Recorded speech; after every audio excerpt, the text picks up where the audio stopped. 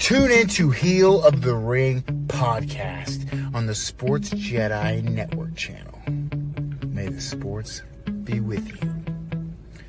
Because I am the hero the Sports Jedi deserves, but not the one it needs right now.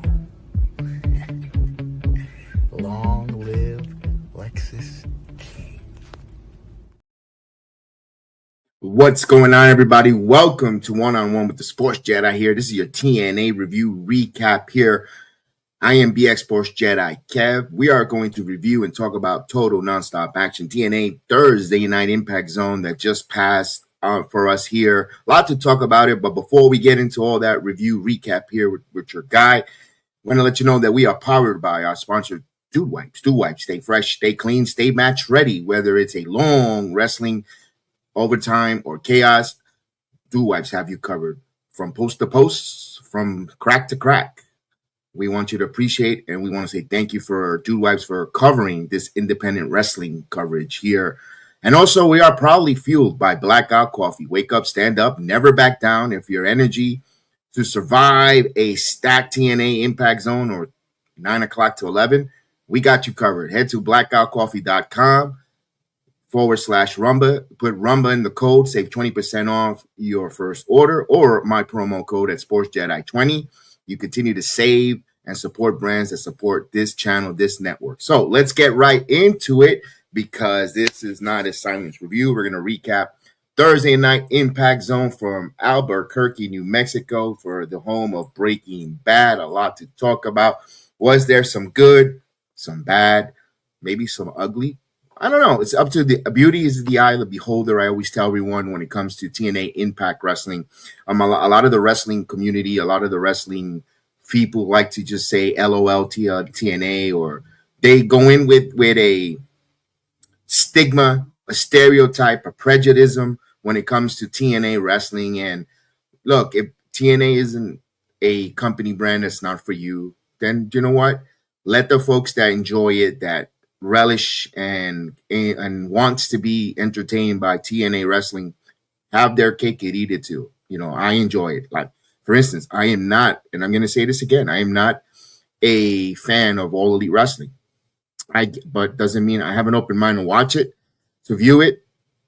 And there's some comments that sometimes come a little bit negative. Of course, that's human nature. But I recognize what's not for me. What's a cup of coffee that's not for me and what is for me. TNA is for me. So I'm already go to break this down. So yeah, we'll probably get a little more of these one-on-one segments with the Jedi. Just got to get some more wrestling content. I can't wait. I have to make sure, because wrestling moves so fast and it become old news if you linger or you wait further down the road when it comes to presentation of wrestling. Let's go right into it. I love the opening when you had TNA President Carlos Silva join Tom Hannafin and Matthew Redwall out in front of the ring. It felt like a combat sports entertaining, start. We all know, if you know Carlos Silva, you know that he had a lot to do with Invicta FC. It's still part of the Anthem family, Anthem Sports. Also with the Professional Pride Wrestling, all that. He is tennis, live action, sports entertainment. That's, if you look at Carlos Silva's background, the PFL, that's where he's known for making his bread and butter. He's learning now the world of professional wrestling. But I like that feel with the commentators, the opening shot. I know some people still criticize the drone with the people empty drone shots from above, from the outside, where they should be having drone shots with people filing in. That's just being picky semantics. They're showing you the arena, the building, the location they're at. Someone say WWE Light. Just let TNA do their thing. Give it a 6 to 8 months before they get. You guys want to see if they're crossing their I's and dotted the T's with the criticism. Just hang out, scale back. I want to see how they going to entertain us for 6 to 8 months. They'll clean that up. That's the second live television simulcast for this production crew. There's going to be bumps in the roads. There are going to be things that they're going to try that may or may not hit. So I'm not going to be too critical like the IWC, as you hear a lot of people complain about it. There's been a lot of complaining with the IWC. Me and Chris will be breaking that down on our weekly wrestling at the end of the week, all the different things around the world. I just want to do a one-on-one with TNA recap here on the Sports Jedi Network. And let's go. We got Cedric Alexander versus Moose with Alicia Edwards' company. Cedric Moose down to the ring. Cedric Alexander in a match where it felt like a number one contender match for Leon Slater's X division. Leon Slater's having visa issues along with Danny Luna. I believe Jody Threat. There's a few talent on the roster that's having some visa issues. Whether we could get mad at TNA's upper management, you were off of TV in October for a month, and you could have had those visa issues cleaned up. All the time off after final resolutions to this January 15 debut on AMC, those things were not taken care of, but talents want to go home for the holidays. How you're going to tell me if I am an American citizen and I'm living in Spain? Because of work, and during the holidays they'd say we're going to give you 3 weeks or a month off from work. Or during the holiday times, you want to go home with family and friends. You want to go back home to the States, be around Rockefeller Center if you're from New York, or if you're from the Caribbean, you want to go to Puerto Rico, and you homesick. You want to go home for the holidays. I understand why these talents went back, and hey, that's part of the world we live in currently right now. But let's get into the nonstop action. We have Moose versus Cedric Alexander. Moose enters, still showing and selling the pain and suffering that he absorbed at Genesis with the back, becoming a focal factor almost immediately. The fight spilled on the apron early, where Moose absorbed a hard landing. He attempted a powerbomb on the apron, but then Alexander slipped away and answered with a drive through the ropes. Moose responded, hurling Alexander into a steel steps before attempting a suplex on the outside of the floor. Owning his back gave out, continues to sell. When you want to sell some more. Allowing Alexander to counter that move. Back in the ring, Moose connected with a wonderful frog splash for a close 2 count near fall finish. Alexander answered by targeting the back with a sharp kicks of his own. Moose powered through them with some heavy chops. He ran into a boot with a flatliner, and he roared his back with a scissor kick to an unrange to his senton, and even nipping up despite of Albulus pain. So Moose working that back, selling that back, even on that planted Moose kick out. Moose planting Alexander with a high sitting power bomb for a near fall finish. Alexander survived with a counter of a spear into a Mukunuku driver of his own, which that was so freaking impressive. Both men trading chops. Moose continues to clutch his back, and Moose attempted a rolling forearm only for Alexander to cut him off. Moose answers with a boot. Alexander stunned him with a Spanish fly for a close call. To see Moose and they were doing a Spanish fly was like, oh, smack with that bad back. Then Alexander charged only to be stopped out cold with a headbutt. Moose went for a spear, then a power bomb. But Alexander rose through and attempts to catch Moose in a tight roller for a secure win. This is the way you make a David and Goliath matchup on paper or visually continue to work. I'm okay with Cedric Alexander getting that quick roll-up pin because it's babyface versus babyface on the moment here. When Impact went on the air that Thursday, that was the babyface versus babyface moment. You want the babyface to get that victory, that roll-up. I go back to that number one contenders, if you remember, in Rhode Island, back in after Slammiversary, the number one contenders match between Joe Henry and Mike Santana, where they exchanged roll-ups, pinfalls back and forth, and you had Mike Santana get the victory, become that number one contender to Trick Williams. But they told that story. They protected Joe Henry, where it would have been easy for Mike Santana to hit the spin the block and totally get him. But I got it. It was a good way of protecting for at that moment Moose. He is the franchise.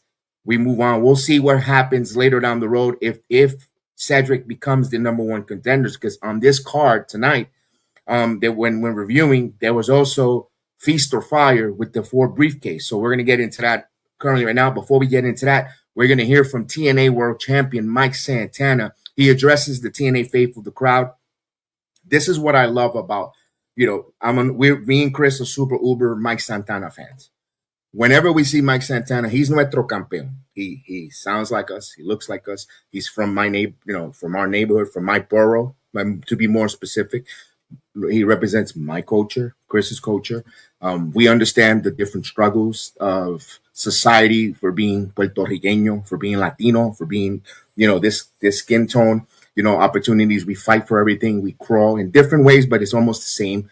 We rally behind. We have that connected tissue as being a Latino in the United States, with the opportunities in fighting. And we have our own personal struggles. Some might have alcohol addiction, some might be drug addiction, some might be, sugar addiction, whatever the case. We understand we all have those fights. And I think all human beings have that. It's not just because we're Latino, Puerto Riqueño, but we identify it because, damn, you look like us, and yeah, we're with you. I think that's why we resonate a lot when it comes to Mike Santana, and see that.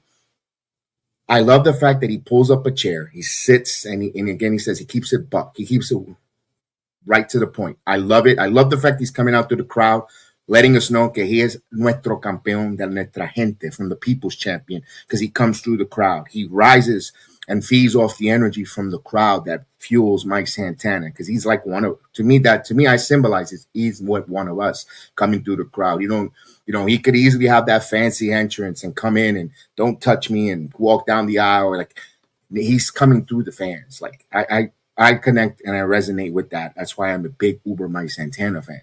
Again, can I repeat that again? Because I don't think I said enough of that. I've been redundant. I love that fact that he sits, he speaks in the chair, he plays that voicemail that just encapsulates time, and it just holds on to memory of his father, telling him he deserves to be where he's at. He belongs to be on the top. The crowd responds with loud, "You deserve a chance." When we hear videos or voicemails of people from the past telling you, and you hear it at the moment when they tell you something, you don't see it. But then when they tell you something and years later it plays in front of you, man, why was I stubborn not to believe what I was told a while back? And now I'm seeing it live in front. It gives you goosebumps. It happens in life. So many times, you always need that person, that one. In some cases, you only need one. Some cases, a multitude of people in your corner cheering you on for success. Like, for instance, my family, my wife, my kids, always, supportive to do even, this might only go to 4 people on the internet, people on YouTube, only maybe 4, maybe one person might see it. But the point is, I have their support. I have my wife, my sons, my mom, my family support to do this streaming, talk about professional wrestling.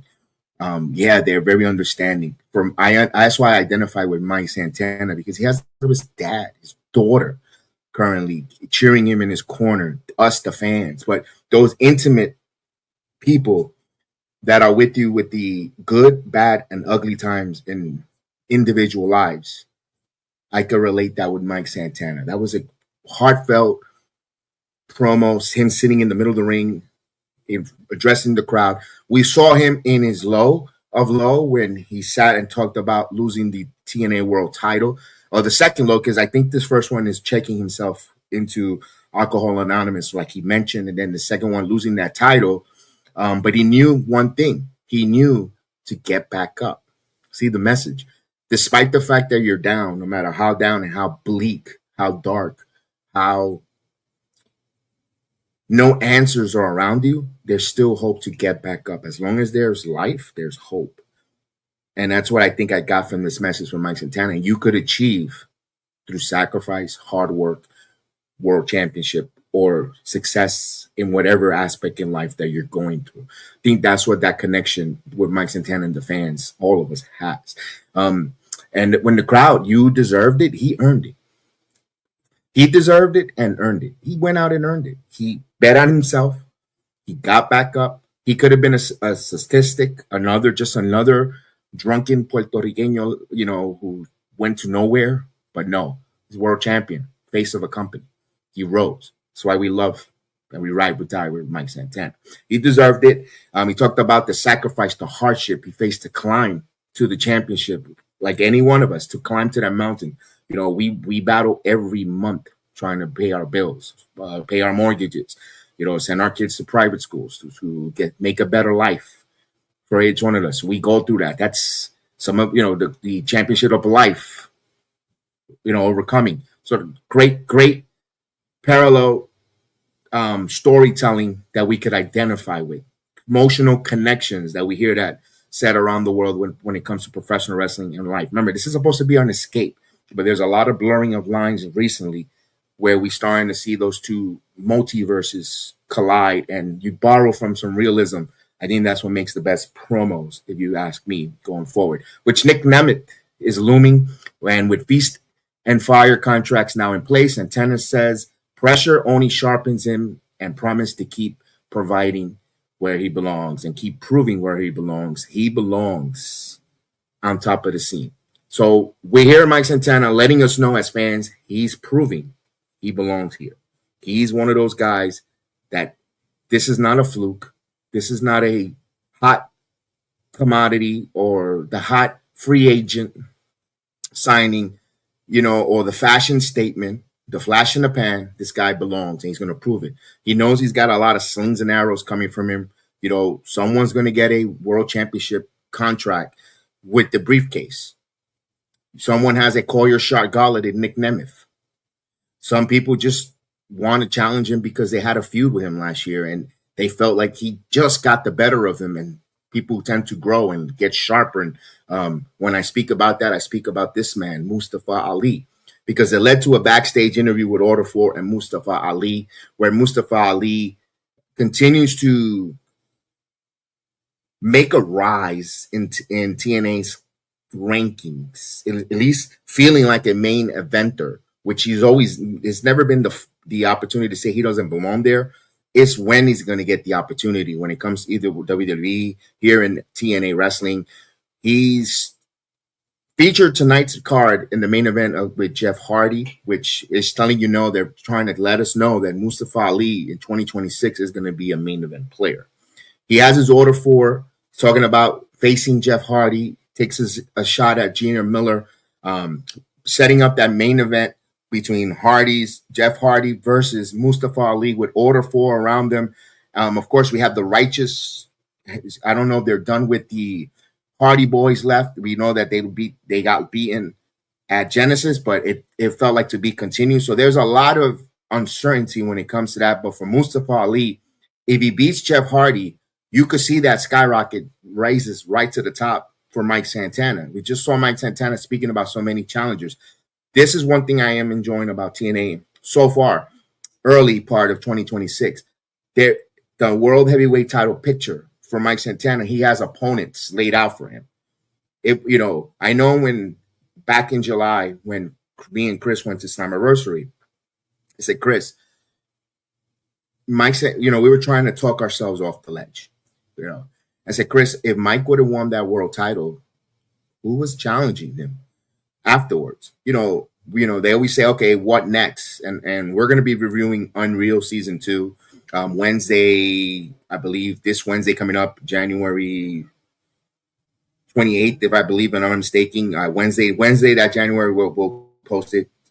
Hit that notification bell and you'll see when we do that video. We're going to be collaborating with Krishan Deshawn from Mythic Nation. We got PGA Chris, of course. It's going to be a 3-man roundtable to review and talk about that. When I go back to the picture laid out, if you see when, not to give a little bit of insights of that show, if you watch Unreal, they didn't have plans for Chelsea if she won the United States title. Okay, who's she going to wrestle with? I said the same thing that July to Chris. I said, Mike wins the title. He just did with Mustafa Ali and beat him. He just went through the whole system. Last one was Moose and beat Moose, earned his respect. He just put AJ Francis through a street fight in Pittsburgh, if you remember, and he just would have beaten Joe Henry and Trick Williams. What is there for Mike to you could have ran Trick Williams back, but they didn't have any fresh opponents at that time for Mike Santana in the summer. We all know, and looking back at it, Mike should have won in New York. We know that, whatever, all that good stuff. But there was no other opponents set up for him afterwards. And maybe the world title would have been a little bland. Would have been, I'm not saying that because he's always on fire, but we didn't, the way Kazarian was brought up. Maybe if we would, who knows? This is second guessing. This is what they call Monday morning quarterbacking, easy. But when I mention that now, there's all new different avenues. who's one of those men on the call the feast or fire briefcase that's going to challenge Mike Santana. Could it be an Eddie Edwards? Could it be a Steve Macklin? That won one of the briefcase. You could see that Steve Macklin was one of his introduction matches when he came back to TNA. They could run that back. They could even run, I let it slide when you didn't come to my help back in Full Sail. You left me, you came late. You know what? They could run where we might see a heel Steve Macklin. I don't know what team, but there's new, fresh direction when it comes to Mike Santana with the briefcase members. Eric Young, an OG veteran, could get a shot at Mike Santana, who's been, the cleanse is coming. Maybe he doesn't like the era of Mike Santana coming. He wants to cleanse, with some, who knows? There's so many great ways. Trey Miguel, who returns to the company, and I'm going to get to that in a second. He returns. We saw that he took an offer with All Elite Wrestling, only to get rescinded or fired or released, whatever you want to call. At the end of the day, he's back at TNA Wrestling, and he picked up one of those briefcases. Let me ask this: do you see Trey Miguel getting a briefcase and getting fired? I mean, what are you doing to that poor kid? Talk about mental health break. I mean, my goodness, it's not to make fun of, but just imagine the repercussions if he gets a fire briefcase. Then he's where he's going to go. You're going to inspect him in NXT? I don't know when it comes to Trey Miguel. But my point is, Trey Miguel, Mike Santana, you got something there as well. Different styles. Mike could work. What I like about Mike could work the big man style. He could work the powerhouse style. He could work the X Division style. So that's a good job to see if they built that there. So there's 4 opponents there. Nick Nemeth is the 5th.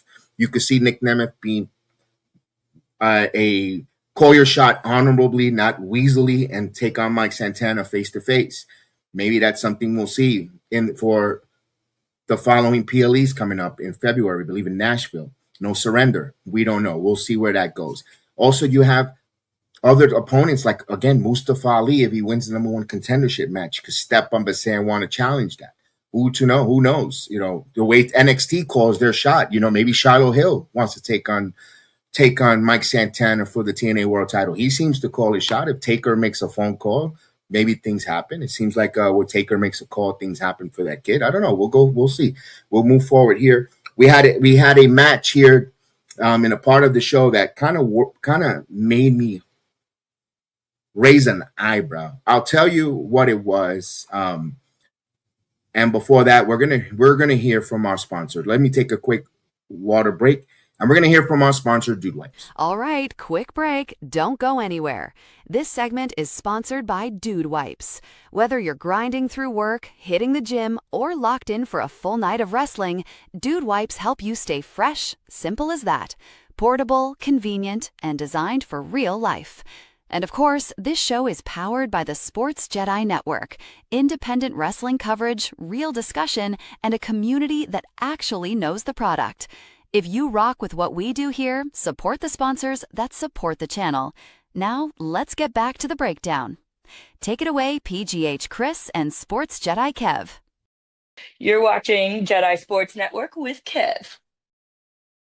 Thank you, Jody Threat. Appreciate that. A little bit of water there. Yeah, we had a match between Indy Hartwell taking on M by Elegance in a match where the Elegance brand all comes out. Who does not enjoy the personal concierge coming out? We saw Indy Hartwell on the pre-show matchup on Genesis. She teamed up with Vicious Vicky. I thought we were going to see Vicious Vicky in Albuquerque, New Mexico. We were hoping that we were going to get the news that signed to a full-term contract with TNA. I believe, not for nothing, TNA, you have a woman that checks the boxes in a division that you could really use revamping. It's the Knockouts division, especially now that the Iconics or the Inspirations are out of the company. They're not renewing their contracts. You have 2 good roster spots open up there. You have a young lady, in Vicious Vicky, who aesthetic-wise, next to teaming up with Indy Hartwell on that Genesis, was gold. I said female version of the Skyscrapers, tall, athletic ladies visually. My goodness, that was a visual that it fit, it checked the boxes. Even the wrestling, and again, this is a little bit of a breakdown of Genesis. I believe, Vicious Vicky selling her moves, with, of course, being in the ring with a veteran like Tessa, but her facial expressions on selling her moves and getting and registering all the moves from Vicky, Vicious Vicky was great. And I was like, man, why, especially Tommy Dreamer, who's back there in creative, in talent relations, something that he does, and he hears his comrades on Busted Open always complain about the lack of selling, the no selling, the registering, especially from Bubba Ray Dudley, who said he had a lot to do with the producing of TNA AMC, the first episode. What are they not seeing with Vicious Vicky? Everything that they preach and they talk about on Busted Open, she's doing it right there in the ring. And it's not because of a biased situation. I'm biased or I'm friendly with the young lady or all that stuff. No, when you got to practice what you preach, and the young lady is doing that. I don't know why they were hesitating on bringing her on. I guess good things come for those who wait. My point is, Indy Hartwell's taking on the Elegance brand. Elegant brand has the Knockouts, your current TNA Knockouts Tag Team Champions. They have the numbers game. They brought Mr. Elegance in, which right now I said, you know what, have an open mind. We'll find out if Mr. Elegance is going to resonate and get over like Kit Wilson. Give it time. Kit Wilson did get over right away. And I'm not comparing them, but I kind of am. Joe Henry, when he first came on, he went to the internet and got himself over. The Elegance man has to do something to get viral, get the internet, go through Twitter, do something, TikTok, something that's going to translate and help him get over into wrestling, to translate and cross over to the wrestling world. Because right now, for the Elegance brand, he's just becoming annoying. And I'm going to have an open mind. He needs to do something to get himself over. George the Iceman, one of the best managers in TNA and all of wrestling right now. I enjoy when he comes out there with his personal concierge. We saw him on NXT scouting the number one contender triple threat match that they had on NXT. The numbers game where we saw Ash by Elegance stopping. It felt weird because she didn't want her girls to interfere in the match, or stopping them. And no, that's not right. And I was like, what is Ash doing? She kind of took away from the match and made it about herself. We know she wasn't clear. We know she dropped her title. There is a health issue with Ash by Elegance. We don't know what it was. The momentum came back and forth. At the end of the day, Indy Hartwell wins via pinfall. But here's the aftershock. The beatdown, the interference of the Elegance brand. We have an intervention where we have Zaya Brookside and Lee rushes to the back. Ash stands in behind. Ashley shocks, turns on them, and laid it out. A moment like that, it wasn't the swerve, unswerve. If she's first, we saw Heather first knock Ash on her ass and pushes her, and you're like, whoa. And I was doing the watch, and I go, Chris, is this where we're going to see Ash taken off of TNA television, where the Elegance brand said they don't really need them? Because there's four members, and it felt like there's actually, with Ash number 5, felt a little too much. There's 5 members. It feels too much, especially if 3 out of the 2 don't wrestle. 3 out of the 5 don't wrestle. Only 2 wrestles. It kind of felt like, what are we doing here? It's too many ladles in the pot. So seeing Ash turning and coming back, and she never said it in an interview, but you heard her seeing it. And again, little bad production or microphone. I'm back. Is she back or not? I don't know. I felt like they could have saved this for a title match, especially if Ash is going to return to the in-ring for a way for the Elegance brand to keep their Knockouts title against Zarya and Soruka. Because look, on paper, Zarya and Soruka look like they should beat the Elegance brand. I'm sorry to say that. They look way above, heads over heels, the more talented ladies. You could see NXT taking those Knockouts title. So a way to protect that is Ash doing what she did there. I think they prematurely saved they prematurely spilled the beans here when it comes to Ash by Elegance. That's my opinion. I think she should have waited for that match, wherever that's going to take place. If it's going to happen at the PLE in Nashville, that's when the iron should have struck for Ash by Elegance, saying, I'm back. Yeah, I'm cleared. I'm going to wrestle, all that stuff. You could even, you could have something along those lines, but it felt like it didn't hit all cylinders. It was a shocking moment where they didn't give you that moment. And of course, I'm not trying to compare it with an injury angle with Rollins and the crutches and of course, nothing is going to top that ruse, but you could have gotten people on that type of an emotional, oh, damn, if they would have just saved it for the PLE, especially in the title match to save the Elegance brand. Maybe next week we'll get Ash back in the ring, teaming up with the Elegance brand against, Brookside, Lee, and Hartwell. Is that the payoff they were looking for? Probably they probably saw small potatoes instead of looking at big picture. To me, I understand that's a way of getting Brookside, Ying Ying Lee in the ring. Let me ask this question. With Brookside and Ying Ying Lee coming out, don't they feel like a tag team? And Lee Ying Ling doesn't feel like a Knockouts world champion. I'm sorry to say. She doesn't. Because every time we see her, she's always with Brookside. Do you ladies want to be knocked? And this is not just for TNA. We're seeing that all across the board. You have a singles champion now stuck in you're not stuck or programmed in the women's tag, and especially see it in the tag team division. Look at on Friday Night SmackDown that just happened. You have Kiana James and Julia. Now they're number one contenders, but Julia rarely defends that Women's United States title. She's holding a singles title while working a tag team program. Where we going? What's going on here? And also we see that with Willow Nightingale. She's your TBS champion who won and beat a big obstacle in Mercedes Moné, but she's tag team champions doing tag team stuff. Meanwhile, the singles titles are hijacked. And it seems like they're doing this with Ying Ying Lee. It's a little bit nerve-wracking. I know they're probably waiting for Danny Luna to get her visa issues cleared up, and maybe that's the direction they're going. But this is where the Vicious Vicky stuff would have been perfect. You have Vicky, Indy Hartwell. They find another partner. They could even put Zaya Brookside, where Lee Ying is too occupied with her world title defense.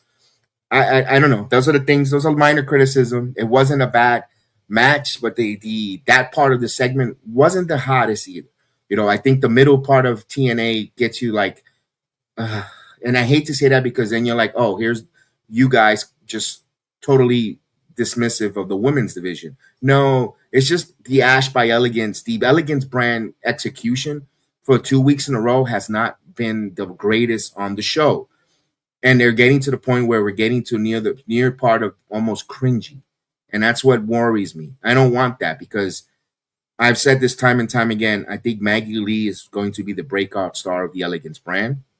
Her fit, her look, awesome. I think Heather also is a one that could be a knockouts for years to come. Very talented young lady, but something about their character development along with Ash is holding them back. I don't know what it is. It feels I don't want to blame this on Ash because she is very happy for her opportunity to work in TNA and what she's done, but something along the lines with this delivery of the Elegance brand, it's off. It's off. I don't know what it is. Maybe it's maybe too many ladles in the pot. I don't know. Hopefully they could fix that really quick because we don't want the fans to start wanting to turn off the television when they come on. And they're not there yet, but they're totally tipping toeing that direction. They're not improving. They're taking a couple steps back. Hopefully not. All right, we get some injury reports. We hear about Frankie Kazarian being sidelined after that Texas death match with the broken hand. We knew that. Here's the one thing that worries me. I don't know if Kazarian get healthy. What does that do if they had plans with a Kazarian AJ Styles match in the future? That's the one thing that worries me. Talk about timing being against TNA. Is that where AJ Styles looks like he might be calling a WWE career at the Royal Rumble, and of course TNA is going to be live from Georgia in the month of March. Great spot there, TNA Thursday TNA wrestling for a AJ Styles to have a televised TNA match on that network in Georgia. I mean, that's set right there. Whether it's I thought there was going to be a PLE held in Georgia. No, it's going to be in New Orleans. I don't know if AJ Styles will do that. No surrender in New Orleans. We will find out, or if they do that for AJ Styles and Frankie Kazarian, or AJ Styles and Mike Santana, another competitor that we could put up there. Or look, we could be talking hot air. AJ Styles might be completely done and might not even wrestle a match in TNA. I think us as TNA fans have that wishful thinking to see his final professional wrestling match in the TNA ring. We'll find out. Only time will tell. We get the Feast or Fire match. Pretty good match here. This is where we find out that Trey Miguel returns to the company. Of course, everyone out there knows the issue with Trey Miguel, with the Rascals. All 4 members signed World Elite Wrestling. The owner is so impatient that he had to go and tweet it out, kind of throwing. This is what happens when you throw jabs at other companies, when you do things, when you live in a glass house and you throw rocks. You got to remember it come back to you and makes it look bad on you. He should have waited for Orlando. I believe 3 out of the 4 Rascals all live in Orlando, Florida. He should have waited for debut, their introduction on Wednesday in Orlando for Dynamite. But the owner is one of those guys, petty ass motherfucker, like everyone else in the wrestling business. And he had to tweet that out just to take the spotlight away from Thursday Night Impact. Oh, these guys are not here. And try to cast a negative cloud over TNA. That's just my opinion. It backfired because Trey Miguel was released, fired, voided his contract, whatever verbiage you want to say. He's no longer part of AEW due to some tweets that happened 6 years ago on a social media troll, yada, yada. Some people say it's MJF being insecure with his wife, Alicia Toot, who has picked, Trey Miguel has pictures when they were dating or whatever. Who cares about their personal lives? I have said this on our channel. I don't care who dates who sleeps with who, rocking with who. I just want to be entertained, and I want to be cheering your artwork, not your love life. Plain and simple. I've said this time and time again. I'm not here for your love life. I'm here for you, for your artwork in the ring. Trey Miguel returns, which sparked a lot of IWC rhetoric, arguments. Meltzer, Sap, JD, Nico Piccolo, all those names out there arguing amongst themselves, and who had what's what, who's a shill, Tony Khan. That's another video that Chris will break down and talk about that. But we got to see at the end of the day, Trey Miguel, the graphics return to TNA Wrestling. This kid is extremely talented to not be able to express his artwork in the ring. For Trey Miguel, maybe, one door opens, another one closes. Sometimes, that's why you don't. This is for everyone in life. Never burn your bridges. You never know when you need to cross those bridges again. Doesn't mean just because you're upset, you could find another alternate route to cross that bridge, or go to the other side that you need to go. But just don't burn that bridge as a last resort, because you never know when you need to cross it. That's all I got to say. You know what? It works in every work of life. Turn the other cheek. The Bible says, turn the other cheek, all that good stuff. Never burn your bridges. You know what? Doesn't mean you don't take that road down that bridge either. That's all I got to say when it comes to that. And good job that Trey Miguel did not burn his bridges. They didn't say how cheap, or his contract was offensive, slight slap in the face by TNA, because he's back at TNA where he's going to get a lot of exposure.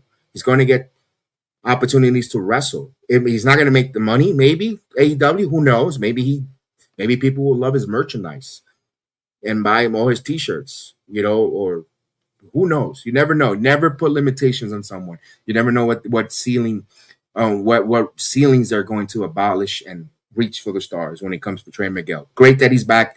I love that brief exchange between Rich Swann and Trey Miguel with the hug, and then they just started rolling and the match continues. I love the concept, the way they do things in TNA with the Feast and Fire. I don't like the fire part, but that's part of the business. They all have 4 briefcase. You have to grab a briefcase. You have to hit the floor with the briefcase to claim that briefcase. Even if you take it down the pole and someone takes it from you, you didn't secure the briefcase. I love the concept.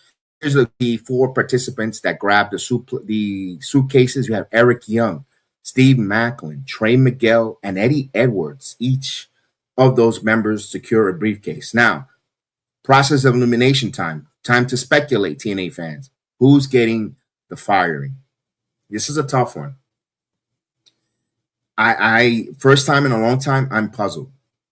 I am puzzled because this is reports. Steve Macklin re-signed with TNA. But I didn't see them running to put a graphic up. I didn't see Steve Macklin go on any other podcasters. TNA does a good job with us wrestling podcasters and allows the talents to get, they allow us, especially here, you could check out our videos when we had a lot of TNA talent interview with us. Some of them come on here, in other podcasts, they have revealed that they re-signed with TNA. Normally I stay away from those type of questions. I don't want, because one, we're getting our foot in the door in the interviewing of the wrestling talent, wrestling world. We're just up and comers. We don't want to ask these questions that's going to make them uncomfortable, and then the doors close. We want to be very cordial, very respectful, very professional to ask questions pertaining to the subjects that they ask us to stay on topic with. I'm not going to ask a wrestler about their independence or WWE or AEW. I'm going to stick with what they told us. Not the script, because they don't tell us what questions to ask, but they want us to stay on topic.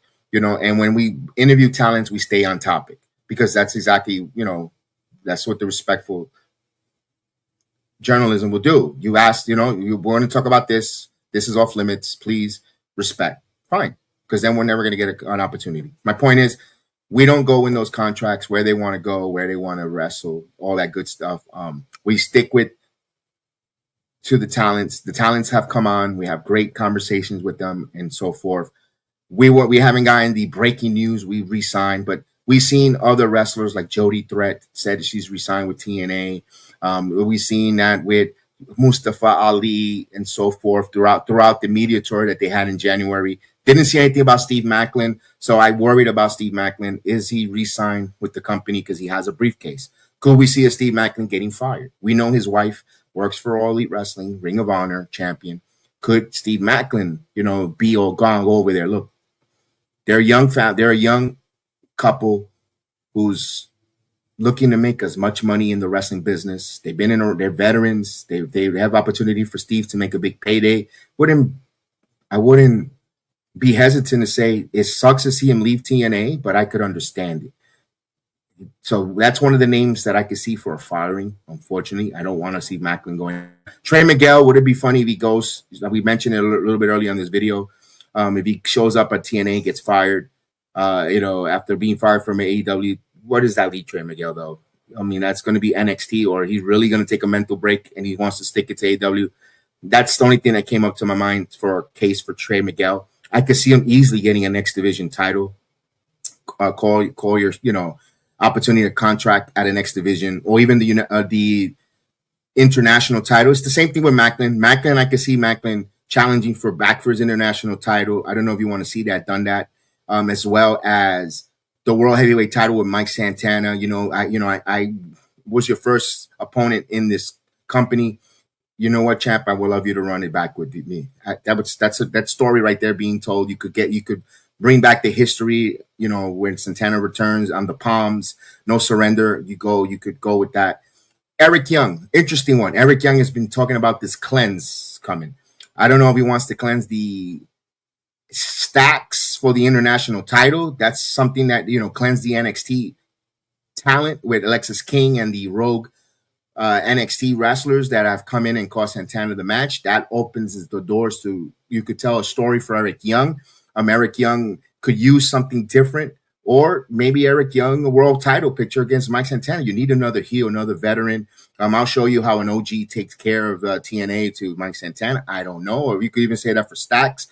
We don't know where Eric Young is. Where is he going? For him to be fired, man, it's a tough one to see Eric Young get fired, because he's gotten so much tremendous shape wrestling wise. You see that man's physique on social media. He is chiseled. He's in better shape than when he was in his prime. I'm not saying he's over his prime, but in his peak of his prime, Eric Young looks phenomenal. I don't know, Eric Young being fired, one of the names to think of, and then it brings me Eddie Edwards.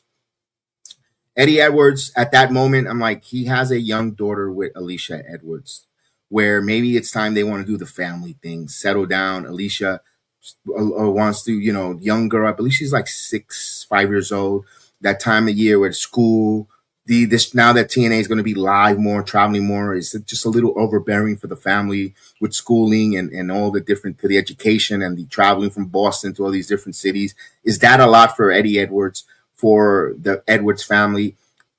I could see a firing coming for Eddie Edwards at that moment, but we will find, we'll go right into the Mike Santana and Nick Nemeth going blow to blow in the back, where I love the fact that they're keeping that feud hot more.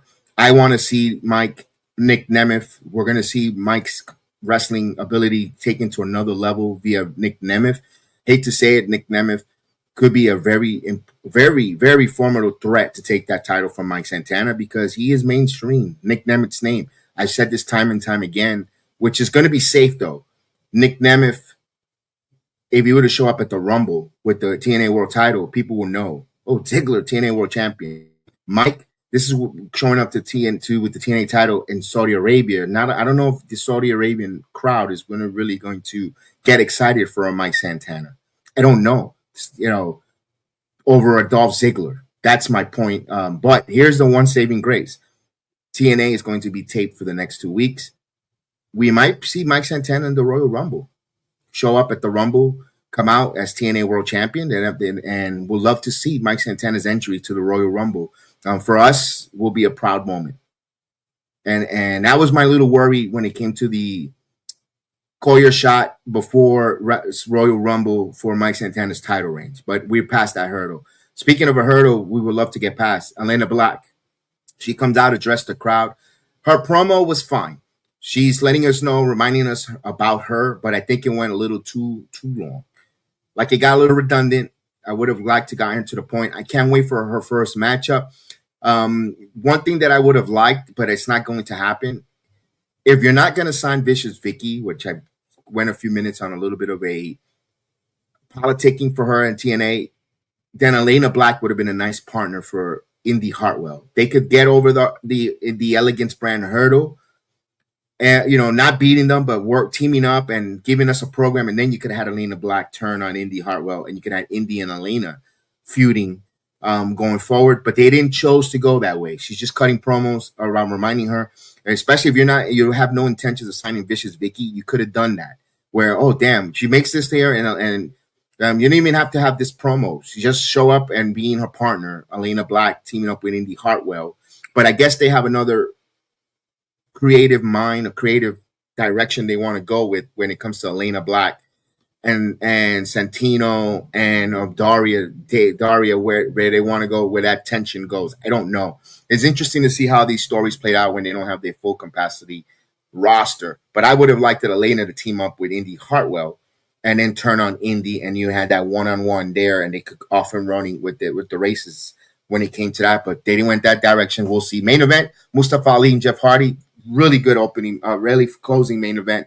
The opening shots there with the order for the massive opening shot of the crowd going bonkers, berserk for the Hardys. Not much where, New Mexico, Albuquerque is going to see the Hardys. They waited, and the crowd were hungry, desired to see that main event, to see the Hardy Boys in action, just coming down the ramp. Jeff, it was a one-on-one, yes, Jeff, but to see both Matt and Jeff show up to Albuquerque to close out the first live show there was great. Chris Van Fleet was in the ring, was at ringside, excuse me. They showed him, and that sparked some controversy with some content creators and the IWC, JD from New York, Benny Portal, Wheezy Blonde, all attacking and everyone chiming in. We're going to break that down on This Week in Wrestling with Chris. Chris has a lot to say with that, especially when we saw that promo with Nick Nemeth interrupting the backstage, where you had the YouTubers playing video games, where Nick Nemeth brings them a new asshole to them for not paying attention, not studying, not watching matches, but intertwined into video gaming instead of watching and learning from the production errors and the what to say, what not to say when you cut a promo, where it's going to lead a match between Nick Nemeth and BDE. Some people want to see it. God bless you guys. Want to see it. Look, Nick Nemeth said a lot of truth in that promo. BD said he earned it. We'll see. We'll find out. Look, BD is for a newer generation. You know, wrestling fans evolve with time. I'm stuck in that old school mentality. You know, I'm open-minded to certain things, but to the fact where not too open-minded when it comes to someone who does YouTubing to want to wrestle. I understand he's going to school. Great.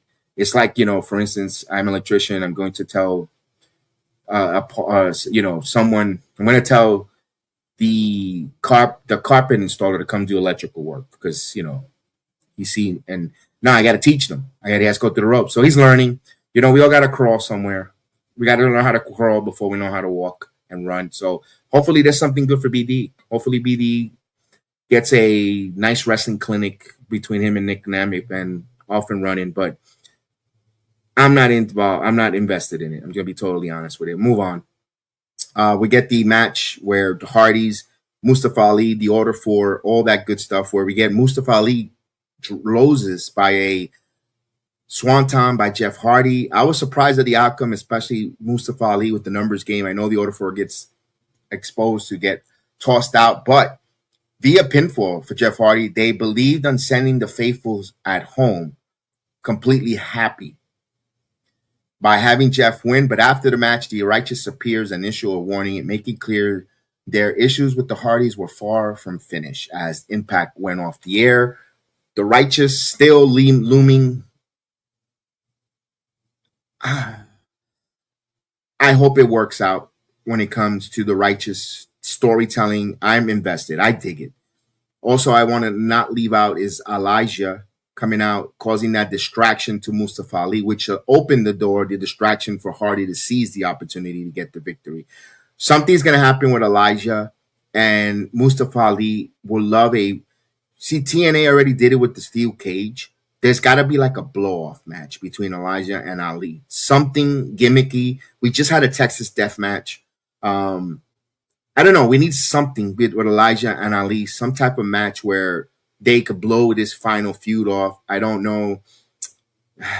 I don't know what Elijah's contract is. Lose or leave town. I don't want to see that either because they don't need people leaving the roster.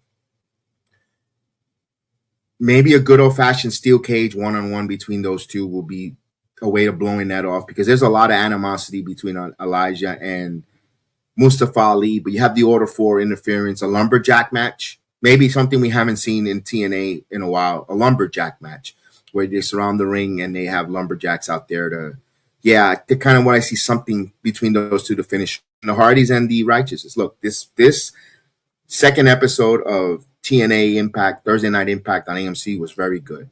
It was very good.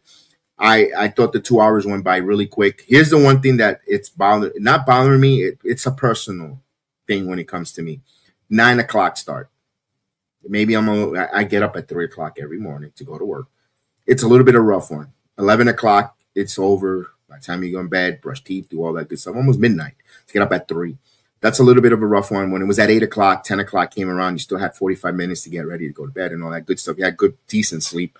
That's the only thing that's hurting me in a personal note, the 9 o'clock start for TNA wrestling for me. I just got to get used to it like everything else. Monday Night Raw used to be at 9 to 11 for 2 hours back in the early days. I was younger, and I didn't have to get up at 3 at those times. But all in all, this was a very good show. This was a solid B+ for TNA. They're still having some production issues when it comes to sound, video quality on the AMC. We watch it via TNA Plus app. I don't see the issues that people can claim and see. Then we watch it on AMC, and then we do see the little bit of production issues. I don't know if it's the camera transition into or the software that's needed for the AMC to go over traditional cable. I don't know if there's something where there's a disconnect or an audio issue or whatever the case is. Hopefully they could get that fixed when it comes to TNA wrestling and AMC. If look, one thing I know about Anthem Sports under Carlos Silver presidency, he has a lot of experience when it comes to live combat sports and live sporting events, from the world of tennis to the world of combat sport, MMA. Look at his track record. This man is a member. He's an athlete. He does triathlon. You know, he does this every day in his life. He likes to win. This guy showed in a year in TNA wrestling last year, he set out some goals, 3 months, 6 months, 9 months, said by him on many interviews. It's only been 2 weeks. Guarantee that man is checking and seeing what could be done, what could be done to improve.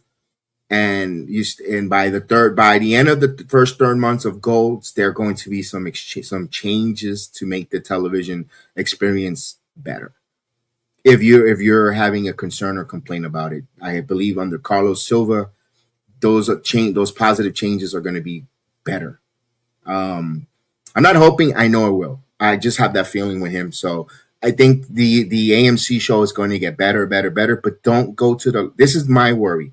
Don't lose your audience. Be proactive to make those proper changes. You know, they had 173,000 on the first episode of AMC. And I know people say, who cares about the ratings? To me, that's a way that you don't want to say negative things about the company. I heard that on Busted Open with Bishop Dyer and Look Recker. Oh, okay. Yeah, you have to agree. I believe that's a good point. But also that's a way of copping out of not adding on to the issues. The lack of production will turn people off. And, you know, especially in a company that wants to grow and have aspiration of being one of the top 3 in North American wrestling companies. You know, you rank it the way you like to watch it. We need to just fix those small minor problems. And I think under Silva and company, they will. So all in all, really good episode of TNA Wrestling. I enjoy speaking of TNA Wrestling, and TNA Wrestling is a cup of coffee for me. I will watch it. If you don't like it, that's fine. This is where you could just have alternative. Evolve could use the viewership. All Elite Wrestling could use the viewership. NXT could use the viewership. SmackDown, Raw, whatever's your cup of coffee, enjoy your brew, enjoy your wrestling, and always never apologize for your takes. Never apologize for what you like. As long as you're an island of relevancy of your takes and your love for professional wrestling, that's all it is. Don't be a parrot. Don't be a parrot and repeat what others' negativities or other people saying. Make it your own opinions. Make it yourself, your own islands of relevancy of your own takes and your own thoughts. That's what makes you as an individual. Just remember, be a trendsetter, not a follower. With that said, man, thank you guys. We appreciate everyone. We are here, Sports Jedi Network. Follow, subscribe, like, share, comment in the videos. Definitely, Chris will join me for weekly wrestling. I believe Sunday we'll do that. We'll talk about AEW, TNA, SmackDown, Raw, NXT, Saturday night's main event, Royal Rumble, and the IWC Bochinche that's out there with JD, the Buddy, and the fake reactionary podcasters, all the reactionary podcasters war that's out there. Yes. So with that said, man, we want to thank everyone. We are powered by Dude Wipes. Dude Wipes and the Sports Jedi Network. Stay fresh, stay ready, and stay clean beyond the mat. And of course, powered by Blackout Coffee. Go to blackoutcoffee.com/rumba. Put Rumba as save 20% off your first order, or use my promo code SportsJedi20 and continue to save. So with that said, guys, enjoy your Saturday afternoon. May the sports be with you. We'll talk to you tonight on Saturday night's main event.